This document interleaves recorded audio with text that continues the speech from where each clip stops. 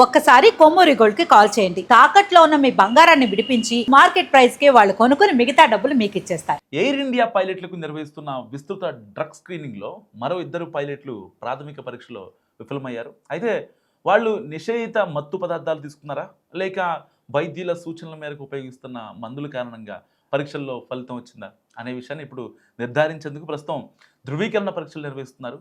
తుది ఫలితాలు వచ్చే వరకు ముందు జాగ్రత్తకు చర్యగా ఇద్దరిని విమాన విధుల నుంచి తప్పించారు.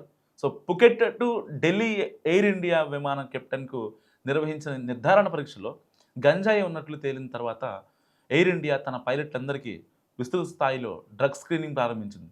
ఇప్పటి వరకు సుమారు 400 మంది ఎయిర్ ఇండియా పైలట్లకు పరీక్షలు నిర్వహించింది.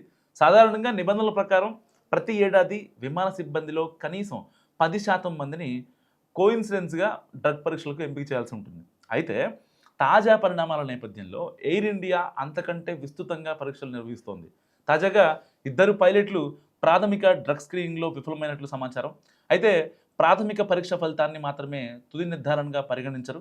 కొన్ని మందులు లేదా వైద్య చికిత్సలో ఉపయోగించే పదార్థాల వల్ల కూడా కొన్ని స్క్రీనింగ్ పరీక్షల్లో అనుమానాస్పద ఫలితాలు వచ్చే అవకాశం ఉంటుంది. అందుకే సంబంధిత నమూనాలను మరింత ఖచ్చితమైన నిర్ధారణ పరీక్షలకు పంపిస్తారట.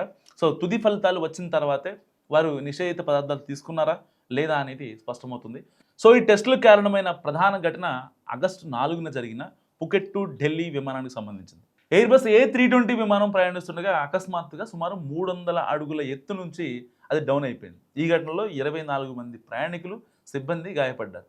సో విమానం చివరకు ఢిల్లీలో సేఫ్గా ల్యాండ్ అయింది. ఆ ఘటన అనంతరం ఇద్దరు పైలట్లకు తప్పనిసరిగా డ్రగ్ స్క్రీనింగ్ నిర్వహించారు ఎయిర్ ఇండియా ఆఫీషియల్స్. అండ్ విమానం ల్యాండ్ అయిన తర్వాత నిర్వహించిన ప్రాథమిక పరీక్షలో కెప్టెన్కు అనుమానాస్పద ఫలితం వచ్చినట్టు సమాచారం. సో అనంతరం నిర్వహించిన నిర్ధారణ ప్రయోగశాల పరీక్షలో గంజాయి ఉన్నట్లు తేలింది. దీంతో విచారణ పూర్తయ్యే వరకు కెప్టెన్ ఫస్ట్ ఆఫీసర్ను విమాన విధుల నుంచి తప్పించారు. ఇదిలా ఉండగా విమానం ఆకస్మికంగా ఎత్తు కోల్పోవడానికి అసలు కారణంపై కూడా దర్యాప్తు కొనసాగుతుంది. ఎయిర్బస్ ప్రాథమిక విశ్లేషణ ప్రకారం విమానంలోని 3 హైడ్రాలిక్ వ్యవస్థల్లో తాత్కాలికంగా ఒత్తిడి తగ్గినట్లు సమాచారం. అండ్ విమాన నియంత్రణ వ్యవస్థకు సంబంధించిన అంశాలను కూడా ఉన్నతాధికారులు పరిశీలిస్తున్నారు.